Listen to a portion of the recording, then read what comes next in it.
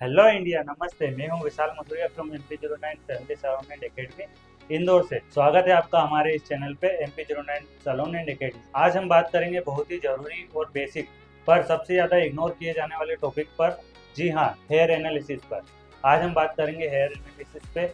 बालों को कैसे परखा जाता है, स्कैल्प कंडीशन कैसे जानी जाती है, आज हम इस टॉपिक पे बात करेंगे। आगे बढ़ने से पहले सबसे जरूरी ये बात आती है कि हेयर एनालिसिस क्या होता है, यह जान लिया तो चलिए स्टार्ट करते हैं। हेयर एनालिसिस का मतलब होता है क्लाइंट के हेयर और स्कैल्प को गहराई से जांच करना, ताकि हम समझ सके कि कौन सा ट्रीटमेंट प्रोडक्ट या कौन सा रूटीन क्लाइंट के लिए सही रहेगा। यह सबसे पहला और सबसे जरूरी स्टेप होता है किसी भी हेयर या केमिकल सर्विस से पहले। अगर यह स्टेप आप स्किप कर देते तो बहुत बड़ा रिस्क हो सकता है। ऐसे में आप कोई भी ट्रीटमेंट करें या कोई भी केमिकल वर्क करें तो वो फेल हो सकता है। अब नेक्स्ट पॉइंट हमारा आता है हेयर एनालिसिस करना क्यों जरूरी होता है। हेयर एनालिसिस से हमें पता चलता है बालों की क्वालिटी कैसी है, स्कैल्प हेल्दी है या नहीं, बालों में डैमेज है किसी तरह का या वो नहीं है, या फिर कौन सा ट्रीटमेंट सेफ और क्लाइंट के लिए सही रहे। अगर हम बिना हेयर एनालिसिस किए क्लाइंट के हेयर में कोई भी प्रोडक्ट लगा देते या कोई भी ट्रीटमेंट हम लगा देते बालों में, तो हो सकता है क्लाइंट के हेयर जल सकते हैं या खराब हो सकते हैं। याद रहे, आपने हेयर एनालिसिस के बिना कोई प्रोडक्ट अगर आपने बालों में लगाया है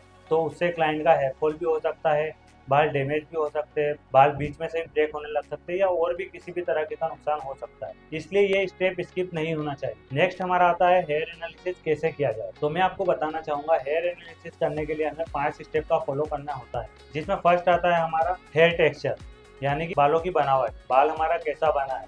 इसमें हमें देखना होता है बाल घुंघराले है, वेवी है या स्ट्रेट है, या फिर बाल पतला है या मोटा है। इन चीजों का हमें ध्यान रखना होता है। सेकेंड है हमारा बालों की डेंसिटी, यानी कि बालों की घनता। इसमें देखा जाता है स्कैल्प में बालों की डेंसिटी कितनी है, बालों की डेंसिटी ज्यादा कम तो नहीं है, बाल पतला तो नहीं है। नेक्स्ट हमारा आता है हेयर की पोरोसिटी, यानी कि बालों की नमी पकड़ने की क्षमता। इसमें हमें देखना होता है क्या बाल जल्दी सूख रहे हैं या हमें देर लगती है, या फिर बाल कलर जल्दी पकड़ रहे हैं। फोर्थ हमारा आता है हेयर इलास्टिसिटी, यानी कि बालों में लचीलापन कितना है, बाल खींचने में टूट जाता है या बाल खींचने पे वापस अपनी जगह पे आ जाता है। हेयर पोरोसिटी में ये। फिफ्थ एंड लास्ट हमें देखना होगा स्कैल्प की कंडीशन। स्कैल्प की कंडीशन क्या है, बालों में रूखापन है या ज्यादा ऑयली स्कैल्प है या ज्यादा डेंड्रफ हो रहा है।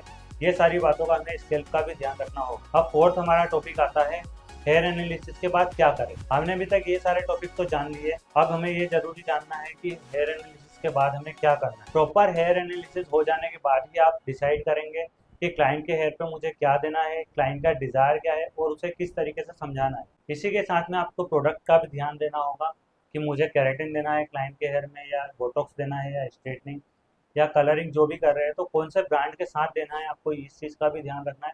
साथ ही जब आप शैम्पू भी करेंगे तो शैम्पू का भी आपको ध्यान रखना है कि मुझे क्लेरिफाइंग शैम्पू यूज़ करना है, माइल्ड शैम्पू यूज़ करना है, या कौन सा शैम्पू क्लाइंट के ऊपर बेटर रहे। कई हेयर आर्टिस्ट का सवाल होता है कि क्या हमें कोई भी ट्रीटमेंट देने के बाद होम केयर प्रोडक्ट देना चाहिए क्लाइंट को या नहीं देना चाहिए। तो मैं आपको बताना चाहूँगा होम केयर प्रोडक्ट बहुत ज़रूरी है हमें देना कोई भी सर्विस के बारे में, क्योंकि आपने हेयर एनालिसिस किया है, आपने पूरी जानकारी रखी है बालों की कि कौन सा ट्रीटमेंट मैं कर रहा हूँ और इसके बाद में मैं कौन सा शैम्पू कंडीशनर क्लाइंट को दूंगा।